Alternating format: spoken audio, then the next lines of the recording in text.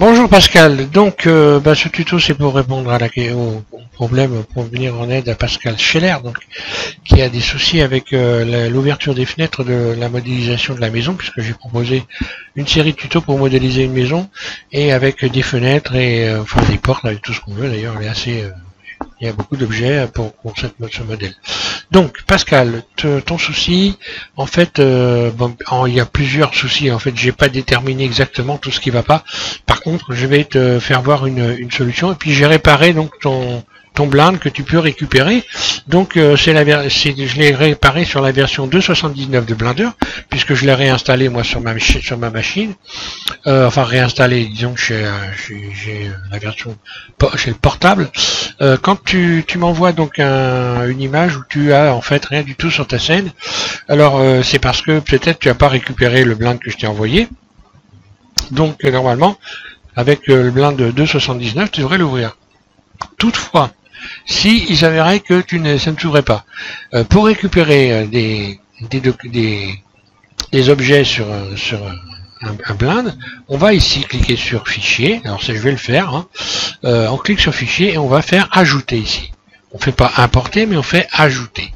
Un clic gauche, je fais ajouter. Donc je vais sur le bureau et je vais aller chercher la maison. Donc voilà. Donc là c'est la maison en fait que j'ai réparée, hein. Donc voilà, ça c'est normalement tu dois avoir tu as un fichier en téléchargement sous dans les commentaires, hein, où je t'ai mis maison rectif Blender, donc 2.79, ça c'est le fichier que tu peux récupérer. Je clique dessus et je vais ensuite cliquer sur objet. Là, tous les objets de la scène sont là. Donc maintenant je vais simplement faire A. Là. Donc ça c'est ta maison, hein. Et puis je vais faire importer depuis bibliothèque. Voilà. Un clic gauche ici, et voilà, je me retrouve avec tout donc ton fichier. Moi j'ai donc rebricolé tout ça en rajoutant ici des empties. Alors tout simplement tu vas cliquer sur N pour ouvrir cette fenêtre, là. Parce que c'est le mieux pour... quand tu cliques sur un empty ici, là, donc tu as la rotation, là tu remets à 0. Hein. Moi j'ai dépassé le... Là tu peux remettre à 0 et ensuite lorsque tu vas bouger, tu vas modifier la valeur ici en appuyant en continu, tu vois que les fenêtres s'ouvrent. Et donc là-dessus tu peux mettre des clés d'enregistrement, hein. Par exemple ici si je veux animer ma maison, je peux parfaitement ajouter donc une clé d'enregistrement. Donc là je vais ici cliquer sur c'est qu'il est, j'ai perdu l'habitude maintenant que je me sers plus depuis, voilà, on clique ici là. Hein. Et donc ici je vais insérer une là elle est oui c'est ça, là elle est, je reviens en arrière. Donc oui, on clique sur cette icône là, puis ici là je vais remettre rotation à 0, voilà, comme ça là, et voilà je vais insérer une clé, insérer une image clé. Là il y a une image clé qui s'est insérée, je déplace mon curseur 3D par exemple, je le mets à 50 images, donc 50 images ça fait 2 secondes, et ma fenêtre elle va s'ouvrir en 2 secondes. J'ai jusqu'à ici ouvrir la fenêtre, donc sans dépasser les 110 puisque j'ai mis 110. Lorsque je lâche, voilà, il y a une image clé qui s'est insérée, et là dans mon animation on voit que lorsque j'enclenche la lecture, eh bien la fenêtre va s'ouvrir. Voilà. Alors ça c'était une aparté, mais ça peut toujours te servir. Je reviens en arrière, CTRL Z, CTRL Z, CTRL Z, voilà, je vois tout ça. D'ailleurs j'aurais pu le supprimer à partir de là. Donc voilà, j'ai mis des empties partout. Alors je crois qu'il y a beaucoup d'erreurs différentes à chaque fenêtre que tu m'as envoyé. Donc c'est pour ça que bon, finalement, je vais te montrer un truc qui va être très simple. Tu vas ajouter des empties, tu pourras les animer sans trop te casser les pieds.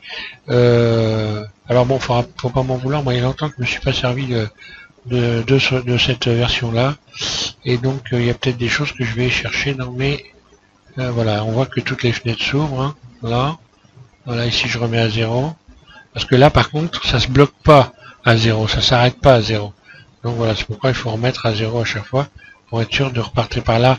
Par exemple celui-là il est à 0,5, je retape 0 ici, là, hop, un clic gauche, puis 0, et voilà. Et après j'ai plus qu'à bouger et je peux faire un enregistrement et mettre, voilà.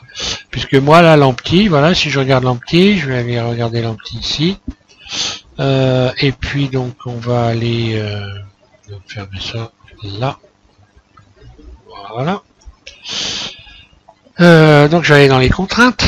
Voilà, j'ai sélectionné l'empty. Voilà, donc j'ai mis 110 degrés ici. Hein. Donc cet empty là, en fait, il est limité sur l'axe Z à 110 degrés. À 110, oui, 110 degrés. Et donc elle, par contre, la fenêtre ici, elle est donc elle est limite, sa rotation est limitée.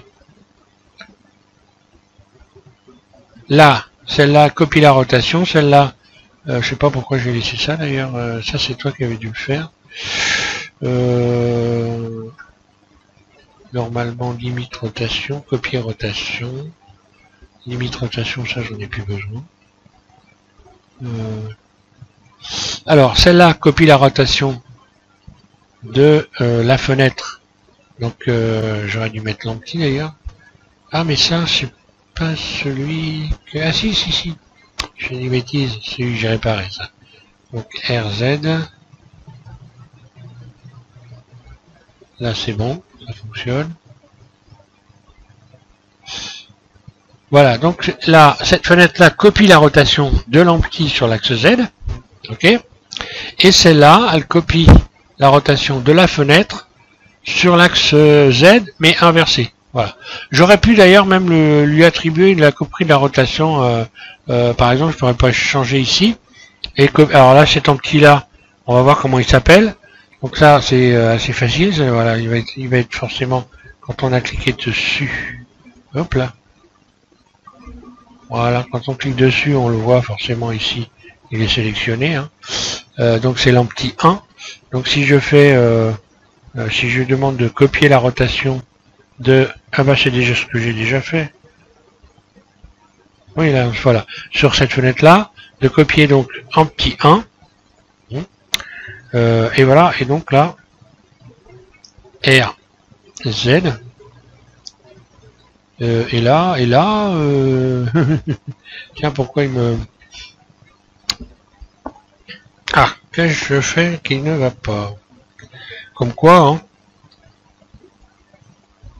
Ah mais oui, j'ai pas pris le bon... Mais oui, j'ai pas pris le bon empty 001, voilà. Et donc, inversé, je pense, normalement, ça doit le faire. RZ, voilà. Donc on peut, voilà, copier la rotation de l'empty, et puis inverser, etc. Alors, je vais repartir sur une autre fenêtre, sur un blind neutre, hein, et puis je vais refaire refaire cette explication avec une simulation de fenêtre à partir d'un cube. Comme ça, tu vas comprendre exactement ce que tu peux faire pour t'éviter de te casser trop les pieds. Voilà, je coupe, donc voilà, du coup, moi j'ai réinstallé Blender, donc je vais tout sélectionner A et tout supprimer X. Voilà. Je repars, je vais rajouter un cube, c'est à partir de ici. Rajouter un cube, c'est là, créer cube. Ouais. J'aurais pas dû le retirer. Donc là, je vais faire un semblant de fenêtre. Voilà. Je risque de chercher un petit peu mes objets, voilà. Ok, celui-là, je vais l'emmener donc en mode edit. Je vais rajouter ici. Alors on imagine que c'est une fenêtre. Hein. Je rajoute un rayon là, et je vais déterminer que son axe de rotation se situe par exemple sur ce vertice-là. Donc là, je vais faire Shift S, curseur vers sélection. Voilà, donc le curseur 3D est positionné ici. Ok, donc je reviens en mode objet et je vais déterminer que je sais plus trop où d'ailleurs. Je vais déterminer que où c'est que c'est d'ailleurs,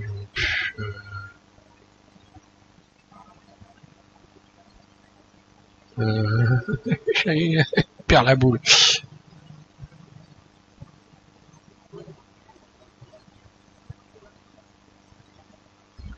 Mais oui, c'est dans cette fenêtre-là, je suis bête, oh là là. Donc là, je vais dans Outils, et là, je dois... Voilà, définir origine. Pourtant, je m'en suis servi beaucoup, hein, mais on oublie vite, hein, on prend vite l'habitude avec les nouvelles versions, puis il y en a tellement. Donc, voilà, je vais définir origine vers géométrie, voilà. Là, donc maintenant, l'origine, pas vers géométrie, vers curseur 3D, pardon. Voilà. Donc maintenant l'origine de ma fenêtre, c'est-à-dire l'axe de rotation se situe à cet endroit-là. Donc si je fais R, Z, voilà, donc ça tourne sur l'axe Z, pas de problème. Donc là, j'ai en profité d'avoir justement mon empty qui est là, et je vais mon curseur 3D qui est là, et je vais ajouter un empty, voilà, je vais ajouter un empty, flèche, plein axe, voilà. Je vais bien l'agrandir comme ça, on va bien le voir, surface, là. Et maintenant, je vais déterminer que cet élément-là va avoir une rotation par rapport à l'empty. Donc je vais dans les contraintes, ici, voilà. J'ajoute une contrainte, donc de copier la rotation de empty sur l'axe Z. Voilà. Donc là, si j'attrape l'empty maintenant RZ, oui, pour que ça tombe sur l'axe Z, bien sûr, peut-être que je le coche. RZ, voilà. Donc ça tourne parfaitement, pas de problème. Et maintenant, je vais déterminer que l'empty, lui, il a donc une contrainte, une limite de rotation, limiter la rotation. Ici, donc, limiter la rotation sur Z, on va dire au maximum à 110 degrés, là, voilà.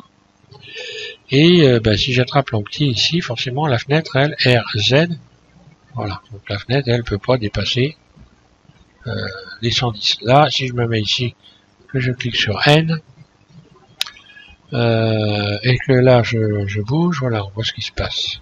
Ok. Maintenant, si je veux inverser donc l'ouverture de cette fenêtre, de ce qui symbolise cette fenêtre, je vais cliquer ici sur rotation sur Z de l'empty, mais inverse. Donc là, quand je vais tourner l'empty, RZ, ben voilà. Donc là, si je fais ça, voilà. Donc là, je vais remettre 0 d'ailleurs. Voilà. Ok, et voilà. Faut penser à chaque fois à remettre à 0. 0, là. Voilà. Et hop. Je suis sur une rotation inverse. Là, pareil. Je reviens, je reclique sur ma porte. Je veux qu'elle s'ouvre dans l'autre sens. Bim. Je décoche inverse. Ici, je vais revenir, c'est déjà à 0, donc c'est bon. Non, je clique sur mon empty. Je mets à 0. Là. Et voilà. Et là, elle va s'ouvrir de l'autre côté. Ok. Donc maintenant, j'ai une première en vue. Là, ça pourrait être pour une porte. Maintenant, je vais me remettre en vue 1. Sortir du mode perspective. Il faut s'en rappeler. Hein. Donc là, je me remets à 0. Là, donc si je tape 0, ben voilà, ça va revenir à 0. Là, ok. Maintenant, je vais dupliquer ça et puis on va en faire une autre.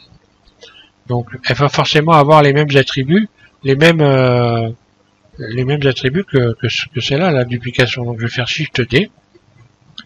Puis, ici, je vais le déplacer. Par exemple, je vais faire G sur X, je déplace sur X. Donc là, l'axe, forcément, il est là. Pareil, hein, c'est le même. Je vais simplement, ici, supprimer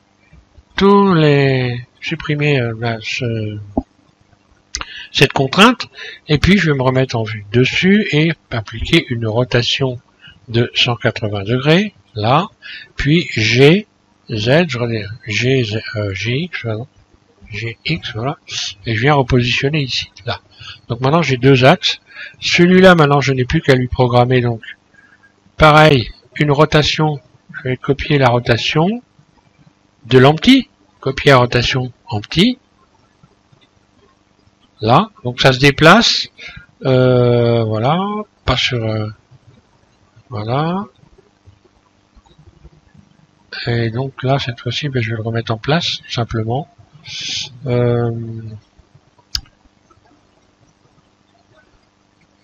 oui, non, j'ai oublié de retirer les contraintes, je reviens en arrière, je supprime ça, voilà, je vais faire CTRL A, position et rotation. Donc taille échelle, voilà.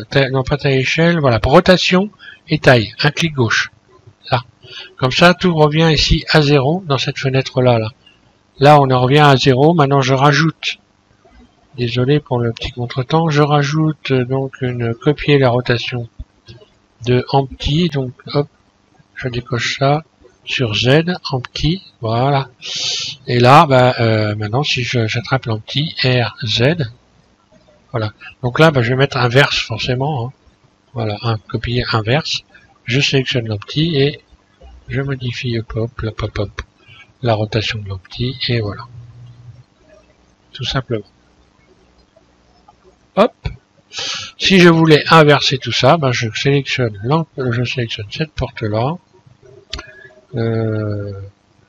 et je fais inverser ici et celle-là, pareil, je désélectionne inverser et je fais donc RZ et voilà. Ou alors à partir d'ici, là, je vais ramener à 0, là et voilà. C'est pas plus compliqué que ça. Donc on peut imaginer, bon là que c'est dans ce sens-là, mais par exemple je vais pouvoir, je vais resélectionner les deux, je fais Shift D, je fais duplique, on va imaginer que j'ai une fenêtre dans un autre sens. Hein. Donc là je vais utiliser l'outil pour déplacer ici les éléments. Là je vais tout supprimer, hein, voilà. Je recommence avec ça. Je supprime toutes les contraintes. Ensuite, je vais donc tourner cette fenêtre, je me mets en vue dessus, donc je vais lui appliquer une rotation de 90 degrés R, 90 là, par exemple, comme ça, et donc forcément, celle-là, l'autre, elle sera là, R, 90, là, non, on peut dire moins 90, R, moins 90, voilà. Et je vais la repositionner juste en face de l'autre. Voilà. Donc je fais ça rapidement. Hein. Là. Donc celle-là, son axe de rotation est là, et celle-là, il est de l'autre côté. Là. On va essayer de le placer bien comme il faut quand même. Ça sera mieux. Hop là. Là. Donc là c'est pareil, je vais choisir un élément, peu importe, celui-là par exemple. Je vais rajouter donc un empty. Alors là c'est pareil, je le sélectionne, je fais CTRL A et je modifie, je clique sur rotation et taille pour venir remettre ici les valeurs à 0. Là on voit qu'il y a une valeur qui est là, faut pas qu'elle soit là. Donc soit on se met en mode edit pour bouger les éléments et ramener à 0, soit on fait CTRL A. Donc le mieux c'est CTRL A et donc on fait rotation et taille. Voilà, rotation et taille, je suis venu à 0 ici. Maintenant je resélectionne ça, je vais aller chercher mon empty. Donc j'emmène mon curseur qui est ici vers la sélection. Shift S pour que l'empty, lui, il vienne se positionner sur plusieurs 3D. Ensuite, je vais faire ajouter un axe, un empty, voilà, peu importe lequel, on s'en fiche, plein axe, surface, là, voilà. Et je vais donc maintenant commencer à faire en sorte ici, à rajouter donc une contrainte de copier la rotation, donc sur l'axe Z, de l'empty, donc là l'empty c'est celui-là, il s'appelle empty 1. Donc de copier l'empty 1, là, sur l'axe Z, RZ, voilà. L'empty, je vais lui donner une contrainte de limite de rotation. Sur l'axe Z, là je tape 110, là, et là si je fais ça, RZ, voilà, ça bloque. Je peux le faire à partir d'ici également. Hop, 0, et ça revient point de départ. Ici, copier la rotation de l'empty, copier la rotation de l'empty, voilà, de l'empty sur Z de l'empty 0,1, voilà. Et donc voilà, si je fais ça R, Z, donc là j'ai plus qu'à cliquer sur inverse évidemment. Donc là je vais cliquer sur inverser, R, Z, et voilà. Et là on peut faire ça. Alors qu'il faut pas oublier surtout, c'est si je duplique ça, Shift D, et ça c'est le truc qu'il faut surtout pas oublier, on voit bien que ici il y a une il y a une liaison, hein. Donc ça, il faut pas qu'il y ait cette liaison-là. Donc déjà, le mieux c'est encore de reconsidérer les choses, donc la liaison, de carrément supprimer la contrainte, puis de ne pas oublier de faire CTRL A pour éventuellement si on n'est pas dans le même sens. Par exemple, si je me mets en vue de dessus, RZ. Voilà, on va dire que je fais un RZ90, là, voilà. Et là, forcément, qu'est-ce qu'on voit? On voit qu'il y a une valeur qui est là. Et cette valeur, faut qu'elle soit à tout prix à 0. Et pour la remettre à 0 sans bouger, alors là, si je la bouge, bah oui, je peux pas la remettre à 0 comme il faut, CTRL Z. D'accord? Donc pour la remettre à 0 sans que ça bouge, je vais faire CTRL A, rotation et taille. Là, c'est venu se remettre à 0. Et là, à partir de là, voilà, il n'y a plus de problème sur ma porte, ici, ou ma fenêtre. Si je la duplique, Shift D, là, et puis que je fais Z 180, là, puis GX, je vais la mettre en face, là, voilà. Donc là, il y a encore un problème de 180 degrés. Il est là, il faut le retirer. Donc je fais CTRL A, rotation et taille, c'est venu à 0. Voilà. Maintenant je vais pouvoir ajouter un long-petit ici. Je vais ajouter long-petit. Ça y est, je perds la boule. Voilà, donc j'emmène mon curseur 3D vers ici, Shift S, curseur vers sélection. J'ajoute un long-petit, plein axe. Voilà. Je détermine ensuite que long-petit, lui, il a une contrainte de limite de rotation sur l'axe, donc sur l'axe Z, et ici je maximum 110 degrés. Là, ça, je vais donc lui demander de copier la rotation de long-petit sur l'axe Z. Donc de long-petit, cette fois-ci, ça va être long-petit 2. Là.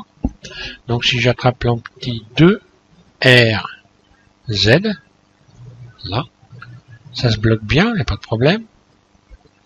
Et là, je vais lui demander de copier la rotation de long-petit.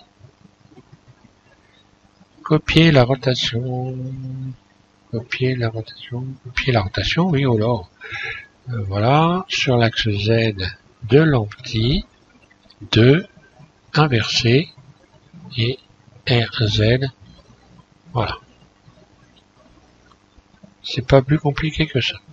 Donc voilà, moi je me suis pas cassé la tête, j'ai repris tes fenêtres et puis voilà, j'ai tout reprogrammé tout simplement.